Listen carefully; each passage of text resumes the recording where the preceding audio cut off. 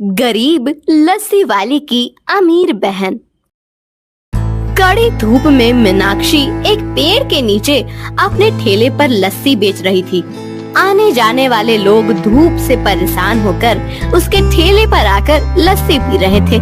कुछ देर बाद एक गाड़ी वहां आकर रुकी।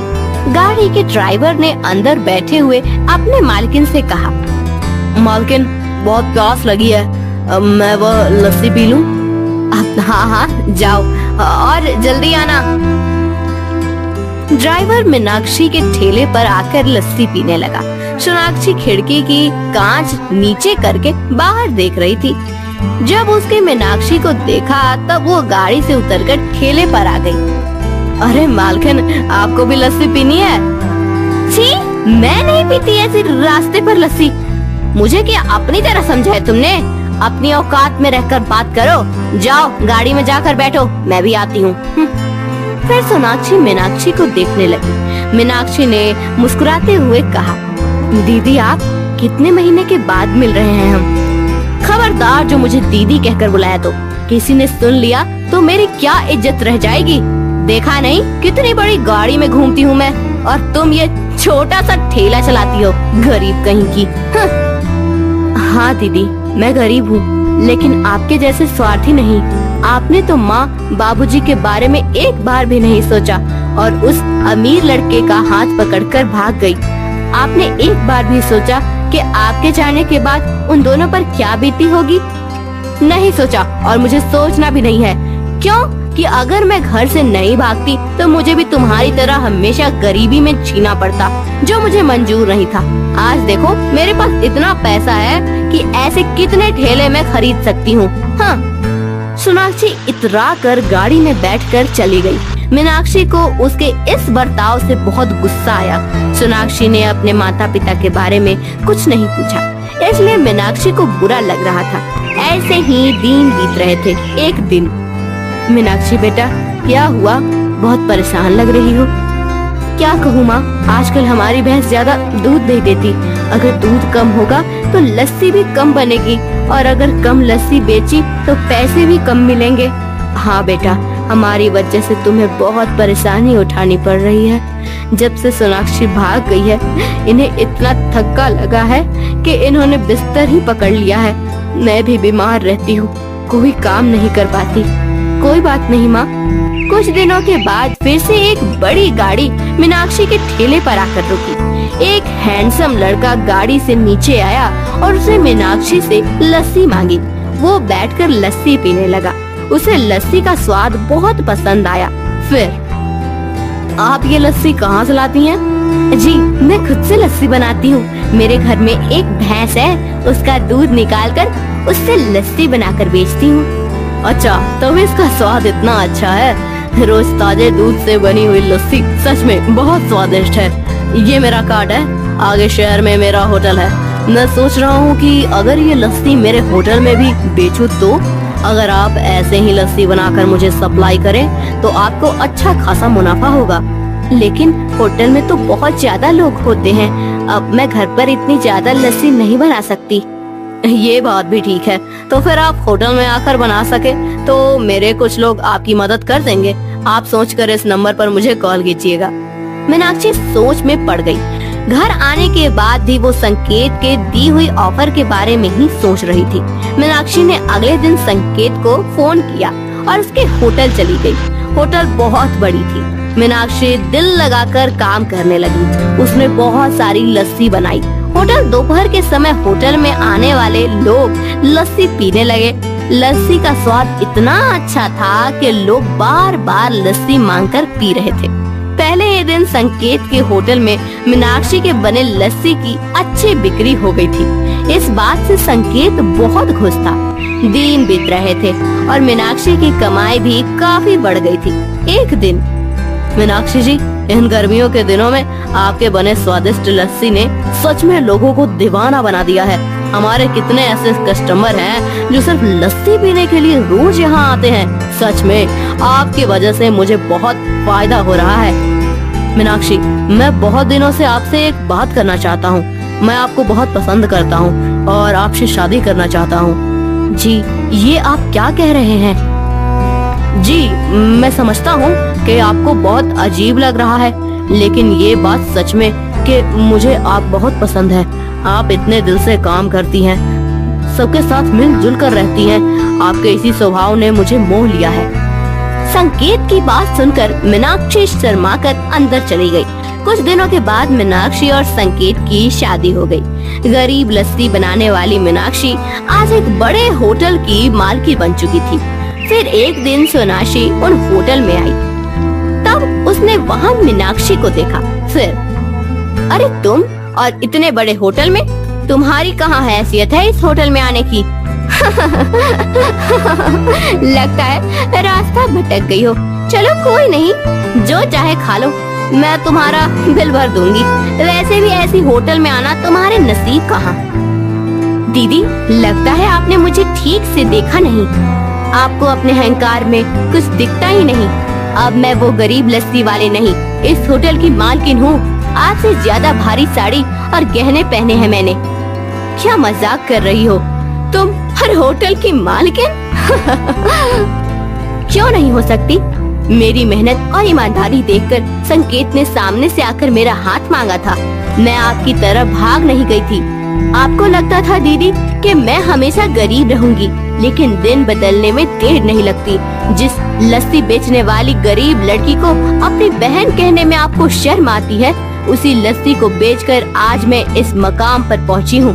आपको आपकी अमीरी पर बहुत घमंड है, लेकिन मैं आपकी तरह नहीं हूँ। अमीर बनने के बाद भी मैं अपने पिछले दिनों को भुला नहीं सकती। मीनाक्षी की बात सुनकर सोनाक्षी को झटका लगा। मीनाक्षी को अपने से ज्यादा अमीर बना देख सोनाक्षी के अहम को ठेस पहुंची थी। सोनाक्षी खाना खाए बिना वहाँ से चली गई। मीनाक्षी मुस्कुराते हुए फिर से अपने काम में जुट गई। यह कहानी है राधा की, जिसके लिए उसका बेटा मोनू ही सब कुछ था। वैसे तो मोनू सिर्फ 4 साल का था, लेकिन फिर भी राधा को उससे बड़ी उम्मीदें थी, क्योंकि अब बस वही उसके जीने का सहारा था। अरे ओ राधा, चल जल्दी, और कितनी देर है तुझे? आ रही हूँ, बस आ ही गई। अब हाँ चलो दीदी चल। तू पर पहले ये बता, ये मनु तेरे साथ क्यों है? दीदी, इसे कहाँ छोड़ूंगी? ओहो, घर पर ही छोड़ेगी, और कहाँ?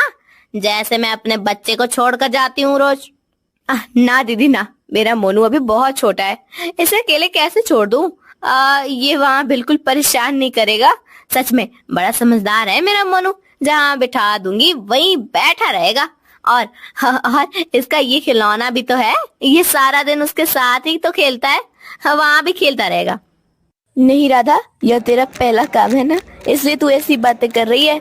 यहाँ की मैडम को तू जानती नहीं। अभी घर में काम वाली का आना तो मंजूर है, पर साथ में उनके बच्चे का आना बिल्कुल बर्दाश्त नहीं होता इन्हें। अरे तब तो बड़ी मुश्किल हो जाएगी दीदी, मैं अपने मोनू को अकेला छोड़कर तो नहीं जा सकती। अब क्या करूँ मैं? तू परेशान मत हो, ऐसा कर, इसे मेरे घर पर छोड़ दे। मेरी बड़ी बेटी टीना है, वहाँ अपनी छोटी बहनों के साथ साथ इसे भी संभाल लेगी।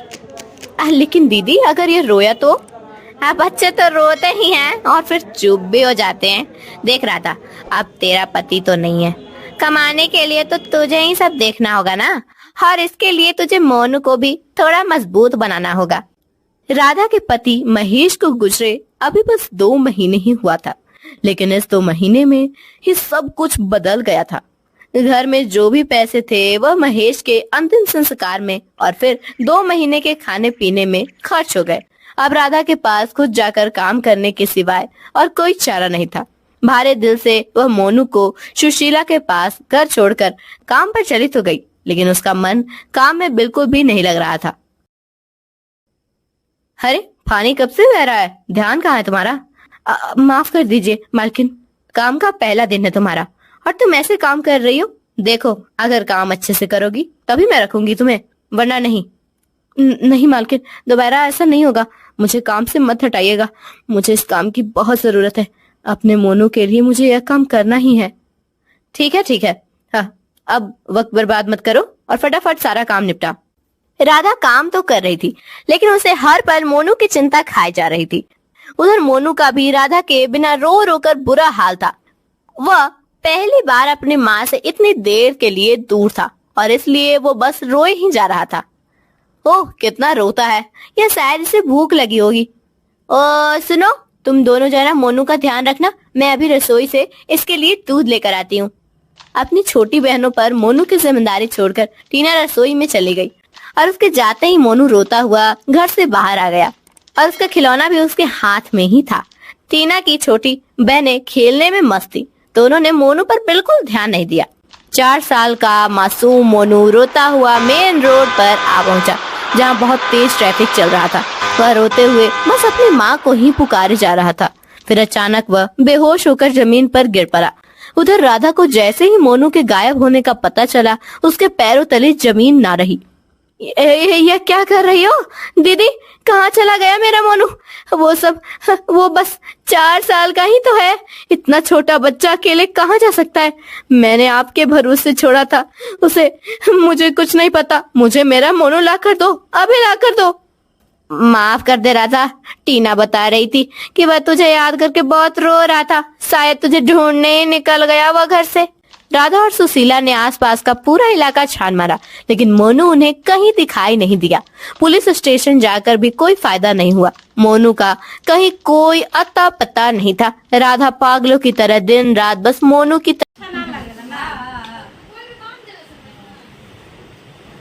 भैया मेरे राखी को निभाना, लाइट जलाओ ना, अंधेरा अंधेरा हो रहा है। भैया मेरे राखी को निभाना, भैया मेरे राखी को बंधन को निभाना, लास्ट में मिठाई भी खिलाना। मिठाई ना, बंगला के दारू खिलाना। आई हो दादा, सब उल्टा पुल्टा हो गई। जैसे कल हम कल वीडियो दिखाए थे एक तो वीडियो दिखाए थे, देख के वो मर गया था। अरे वो नाम दिखला रहा है, दारू पे बोल रहा है।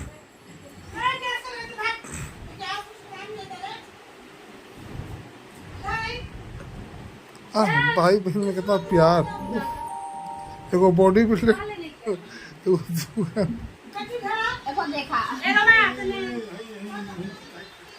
देखा टाइट करा।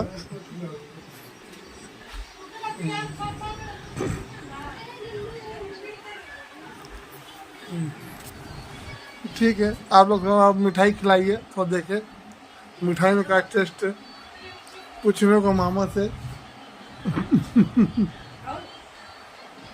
फैमिली दिल को ये राखी बांधने में इतना टाइम, बाप रे बाप।